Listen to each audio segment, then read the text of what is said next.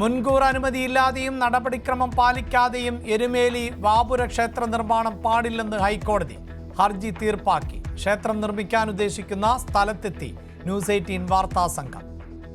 നിലവിൽ ബാലാലയ പ്രതിഷ്ഠയ്ക്ക് വേണ്ടിയുള്ള ഒരു ഒരു ചെറിയൊരു ഫലത്തിലൊരു പ്രതിഷ്ഠയ്ക്കുള്ള സൗകര്യം ഒരുക്കിയിരുന്നു. പക്ഷെ ആ ഭാഗം ഇപ്പോൾ ഇടിഞ്ഞു പൊളിഞ്ഞ് കിടക്കുന്ന ഒരു സാഹചര്യമാണ് ഉള്ളത്.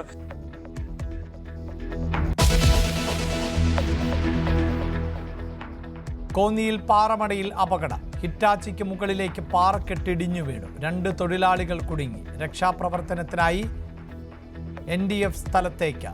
കുടുങ്ങിക്കിടക്കുന്നത് അന്യസംസ്ഥാന തൊഴിലാളികൾ.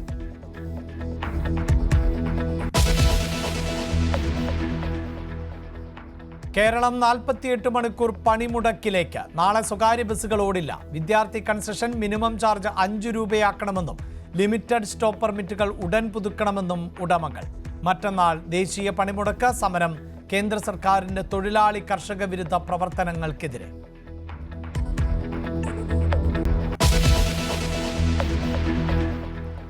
തഹാവൂർ റാണിയുടെ ഞെട്ടിപ്പിക്കുന്ന വെളിപ്പെടുത്തൽ. താൻ പാക് സൈന്യത്തിന്റെ വിശ്വസ്തനായ ഏജന്റ്. മുംബൈ ഭീകരാക്രമണ കേസിൽ ISIക്ക് പങ്ക്.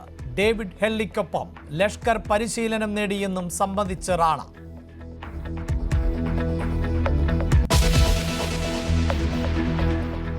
കോഴിക്കോട് സുന്നത്ത് കർമ്മത്തിനായി അനസ്തേഷ്യ കൊടുക്കുന്നതിനിടെ മരിച്ച കുഞ്ഞിന്റെ പോസ്റ്റ്മോർട്ടം പൂർത്തിയായി. കുഞ്ഞ് ജനിച്ചത് പ്രായം തികയാതെ എന്നത് മറച്ചുവെച്ചുവെന്ന് സഹകരണ ക്ലിനിക്. കേസെടുത്ത് ബാലാവകാശ കമ്മീഷൻ.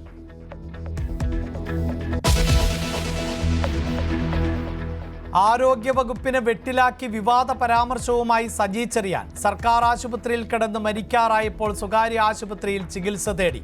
മന്ത്രിമാർ സ്വകാര്യ ആശുപത്രികളിൽ പോകുന്നത് പുതുമയല്ലെന്നും സജി ചെറിയാൻ.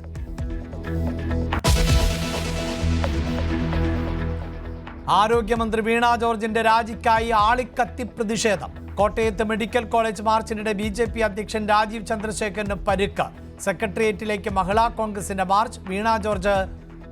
വീണ ജോർജിന് പുറത്തിറങ്ങാനാകാത്ത അവസ്ഥയെന്ന് കെ മുരളീധരൻ.